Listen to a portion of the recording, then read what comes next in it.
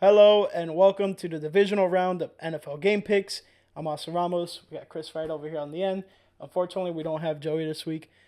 He's dealing with a loss of a family friend, so hopefully everything's going okay with Joey and keep him in his thoughts and our prayers. Aside from that, let's get back to the action.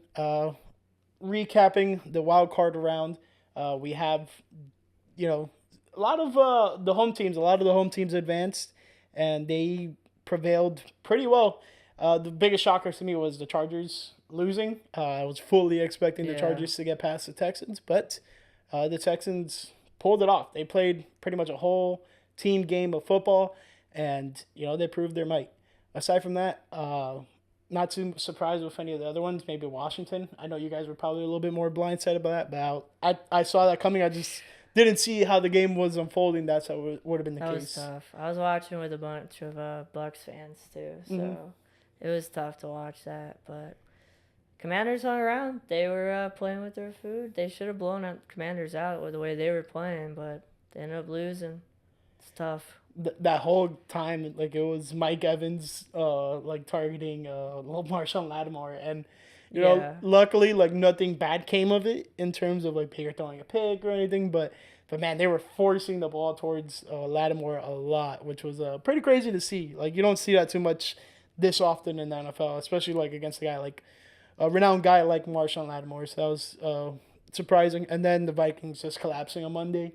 That was pretty bad in terms of my pick. But for some people, it was well expected. So, yeah, I saw it coming. and then funny enough, the Vikings, they've suffered 4 losses throughout the season, including this wild card game, and both of them were back-to-back losses, each time to the Lions and the Rams, which is insane.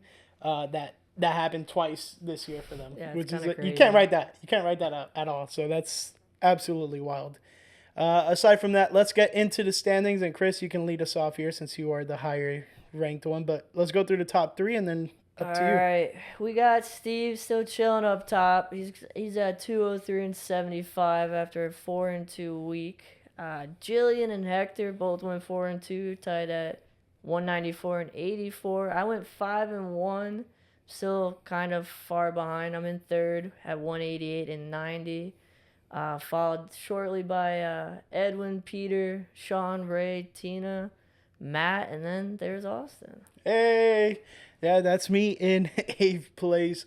I'm at 176 and 102 after a 4-2 week in the playoffs. We got to give a big shout out to Dougie Fresh. Yeah. He went 6-0. He's the only person who had the perfect week in terms of picks. So shout out Dougie. He's gonna get a nice, hopefully good pick in terms of the lines when he gets to pick around to them. But then we have Joey who went 3-3 last week. Unfortunately, the Packers pick was what sank his ship here and make him be 500 for this past week. He has 160 wins, 118 losses.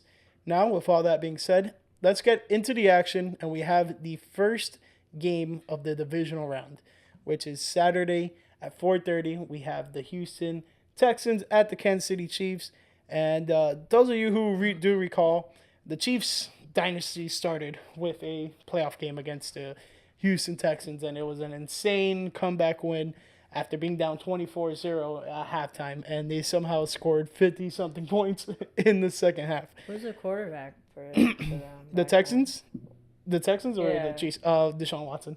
Was it? Yeah, Yeah. yeah, yeah. Okay. Yeah, so that was the beginning of the Chiefs' first Super Bowl win. Interesting. So they're gonna keep the trend going. The Chiefs are gonna absolutely demolish the Houston Texans. So give me the Kansas City Chiefs. Since Joey's out, we have Joey's picks loaded in here. Joey is also going with the Kansas City Chiefs. I think speaking for him, I just think it's a no doubter. He does not like this Kansas City team, but he knows that they perform well and they come out and get these dubs. So they're gonna keep it pushing as the number one seed coming off the bye. I don't think there's gonna be any rust. But they're facing a Houston team that's coming off one of their more interesting wins of the entire season, a whole complete team win, which I alluded to earlier. What do you think, Chris? Yeah, I haven't picked against the Chiefs all year. I'm not gonna start now. I'm gonna take the Chiefs at home. It's gonna be cold, but they're by far the better team. People are calling them like the worst 15-2 team of all time. I don't see that. I think they're probably going to go back to the Super Bowl. But that being said, they're going to take care of the Texans. Hopefully, Stroud has a better game because he's been getting like a lot of hate lately. I like CJ Stroud, but he's kind of in that sophomore slump, not looking great. A lot of his weapons are out too, but if they stop Joe Mixon, the Chiefs are going to win this game. So I agree. I'll take us to the next game on Saturday. This is the 8 p.m. game. We got the Washington Commanders going up to Detroit to take on the top seed Lions. I'm definitely going to rock with the Lions. This game does scare me. I think certain teams get hot at the right time in playoffs. Commanders could be that team. I mean, the Rams basically caught fire one year and went all the way to the Super Bowl and won it. Weren't really the favorites that year. Washington, they were just happy to make it. Now they got to win. They're just playing with house money right now. It might be a dangerous. What's the spread here? 9.5 for Yeah, Detroit. it's one of the bigger spreads of the That's entire nuts. week. I think I might take it, but I'd be hesitant because that defense might shut down Jaden Daniels. Just as long as they keep McLaurin out of the end zone, the Lions should win. But it's hard to keep up with them, and I think Montgomery's going to come back too, which makes this Lions team even better. Yeah, I mean, this Detroit Lions team, similar to Kansas City, like they've just found ways to win each and every week throughout the season. And I don't think it's going to end here. I think they're going to get a win against the Washington Commanders. So does Joey. But in terms of like why I'm picking the Detroit Lions is like they haven't steered me wrong all season long. They got that big time win against the Minnesota Vikings and like dominated them and pretty much laid out the blueprint for the Los Angeles Rams, which I mean they did it earlier in the year. They did it again later when it came to crunch time. Joey kind of really stapled that into my head. He's like, yeah, they laid out the blueprint for them, and now they know how to beat them. Shout out Joey. It helped out a lot. But this Lions team, like Chris said, they're starting to, even when you thought they couldn't get any better, they're starting to get some of their guys back. And the further they go, the more likely they're going to have big contributors like Demo and Hutchinson coming back. So, I mean, the world is Detroit, and all you got to do is just reach out and grab it. Anzalone was huge. Yeah, the Anzalone addition was back. massive. But yeah, I'm going with the Detroit Lions. I love Washington. I wish they weren't running into Detroit. But, that's just the way the cookie crumbled in this situation. But, Chris, what do you think about this next game, the Los Angeles Rams at the Philadelphia Eagles? Rams versus Eagles is a sneaky good matchup. I kind of went back and forth here. I went with two home teams to start. I'm going to take the Rams on the road to upset the Eagles, who are favored by 6. I'd take those 6 points if you're confident in the Rams like I am. I trust more in Stafford to get the ball to playmakers than I do Jalen Hurts. If they can figure out how to stop Saquon Barkley, which their defense looked awesome against the Vikings. They did have a couple guys get a little banged up, but they could possibly stop Saquon or hold him to like under 80 yards or so. They're going to have a chance to win this at the end of the game. I'm going to take McVay and Stafford over Hurts and Sirianni. So I'm taking the Rams to upset the Eagles. This one's pretty tough because like the Rams did have like a phenomenal performance, and each and every week it's seeming like the defense, especially the defensive line, is like advancing and getting better each and every week. And that's one of their main assets in terms of what they bring to the table on the defensive side of the ball. So if that could be a factor and be a difference maker for this Rams team, oh boy, buckle up. Philadelphia, you're going to be in for a long game. I don't think that's necessarily going to be the case. I like Philadelphia's offensive line a little bit better, and especially the running back in the backfield, Saquon Barkley. I think he has all the potential in the world to keep on leading this Philadelphia team because he is the heartbeat. Yes, it's Jalen Hurts is the leader, but Saquon Barkley is the heartbeat that keeps this Philadelphia Eagles team going. So give me the Philadelphia Eagles. I think they have all the potential to at least make it to the NFC Championship. Next week will be hard if it is going to be Detroit versus Philly for me because I'm not going to know really who to pick. Like, it's going to be a coin flip for me. Well, it's interesting, too, because the Rams lost to the Eagles in Week 12, and then the Rams basically went on to win every game to the end of the year when the game didn't really matter, which if they started all their starters, they probably would have beat the Seahawks. Probably. You never know. But, I mean, I always like taking a team that learned a lesson, hopefully, from a loss in the offseason or in the regular season, and then when they play in the playoffs, I think they figure out where they went wrong. So Yeah. I'm confident. I think the Rams are gonna upset the Eagles though. No, I gotta agree with you. Another team that is trying to learn their lesson in this upcoming matchup. We have the final game, Baltimore at Buffalo. By the way, Philly is Joey's going with Philly in the last game. Buffalo Bills hosting the Baltimore Ravens, and this is the final capper. And two possible MVP candidates lacing him up, and I think the votes are already casted, so I don't know if this will affect them. But if they're not, then this is going to be a big hindrance on whether who wins MVP or not. So it's going to be a tough one. You have these two top candidates, and they played earlier this year. Most of these matchups have been played already this season, like Chris alluded to. The only one was Washington versus Detroit. But in this previous matchup, Buffalo lost by 25. And I don't think that's going to be the same case. I think this is a completely different offensive attack by Buffalo.